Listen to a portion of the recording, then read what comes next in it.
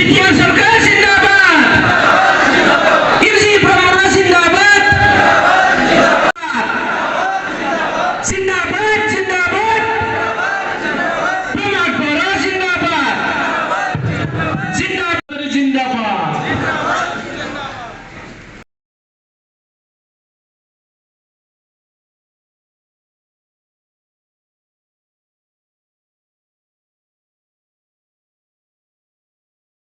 আমি সন্মানীয় শ্ৰী প্ৰমোদ বৰা ডাঙৰীয়াৰ নেতৃত্বত আমাৰ চৰকাৰে যোৱা 4.5 বছৰত ফৰেষ্ট ডিপাৰ্টমেণ্টত আমি 2টা পেজত মাটিৰ লেণ্ড টাইটেল চাৰ্টিফিকেট পাত্তা দিবলৈ সক্ষম চাৰ্টিফিকেট দিবলৈ সক্ষম হৈছোঁ।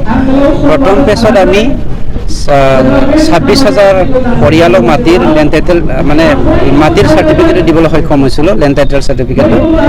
আজি ছেকেণ্ড পেজত 14,000 পৰিয়ালক লেণ্ড টাইটেল চাৰ্টিফিকেট দিবলৈ সক্ষম হৈছোঁ। এই ছেকেণ্ড পেজৰে আমাৰ ফ'ৰ্থ পেজ হয়, সেই ফ'ৰ্থ পেজত আমি 4,574 পৰিয়ালক মাটিৰ পাত্তা দিবলৈ গৈ আছোঁ। ইয়াৰে 23,528 বিঘা 3 কাটা 9 লেচা মাটি আমি আজি ডিষ্ট্ৰিবিউশ্যন কৰিবলৈ সক্ষম হ'ম। দেখা গৈছে যে আপোনালোকৰ ৰাজ্য কেন্দ্ৰত মিত্ৰজোঁটা এতিয়াও মিত্ৰজোঁটা চৰকাৰ চলিছে, তাৰপিছতো বিজেপি এটা আগ্ৰাসন ৰূপ ধৰা এটা চব সকলো পলিটিকেল পাৰ্টিৰে যেনেকৈ ভাৰত এখন গণতন্ত্ৰ দেশ, ৰাষ্ট্ৰীয় দলেই হওক আঞ্চলিক দলেই হওক নিজস্ব এটা এজেণ্ডা থাকে, নিজস্ব এটা কি কয় পলিচি থাকে। সেই এজেণ্ডা আৰু পলিচিৰ মাধ্যমেৰে সকলোৱে নিজস্ব পথেৰে যায় আৰু সমাজখনৰ মাজত আহে। গতিকে আমাৰ বিজেপিৰ যি পলিচি হিচাপে গৈ থাকিব।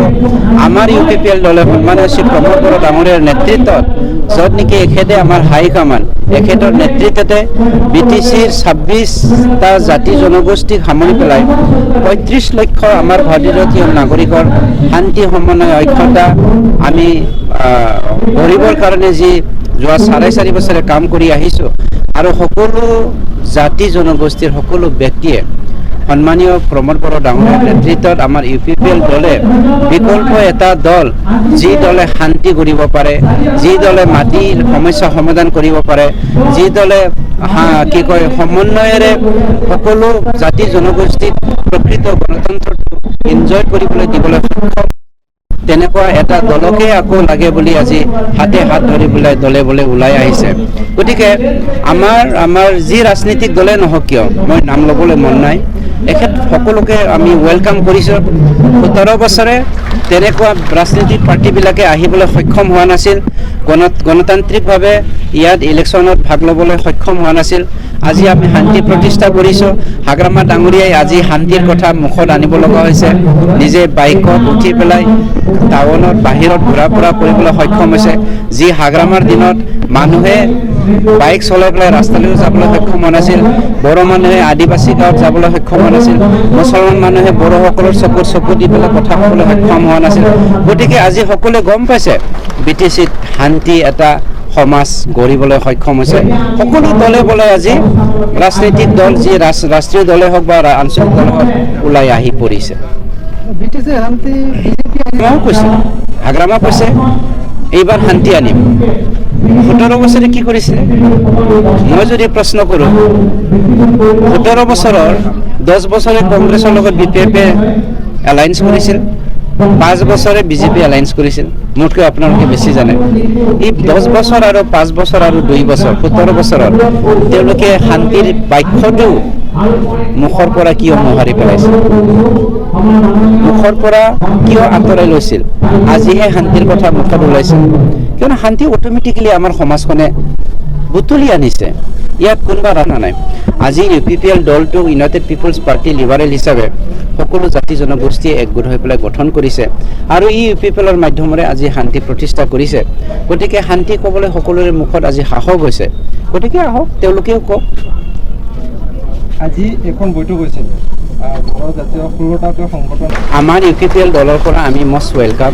আমি সৎ ইচ্ছাৰে হৃদয় খুলি পেলাই BTCৰ ইউনিটি, BTCৰ সকলো আমাৰ বড়ো লিডাৰসকলৰ ইউনিটি, BTCত থকা সকলো জাতি জনগোষ্ঠীৰ সমন্বয়, BTCত থকা সকলো জাতি জনগোষ্ঠীৰ শান্তিৰ যাত্ৰাত আগভাগ ল'বলৈ আমি UPPL দলে আপচুৰ আহ্বান মৰ্মে আপচুৰ নেতৃত্বত আমাৰ 16টা বড়ো জাতীয় সংগঠনবিলাকে যিটো আহ্বান কৰিছে সেইটো আমি UPPL দলে 1000 টাইমছ হৃদয় খুলি পেলাই আমি আজি ৱেলকাম কৰিছোঁ। কিন্তু আপোনালোকে চৰকাৰৰ এৰাটো ডাঙৰ কথা নহয়।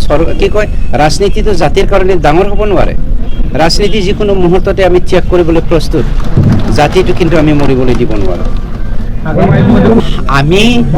আমি কৈ আছোঁ UPPL দল হিচাপে শান্তি লাগে 4.5 বছৰে আমি চিঞৰ মাৰি আছোঁ, কিন্তু হাগ্ৰামাই আজি কৈছে এৰি আহক।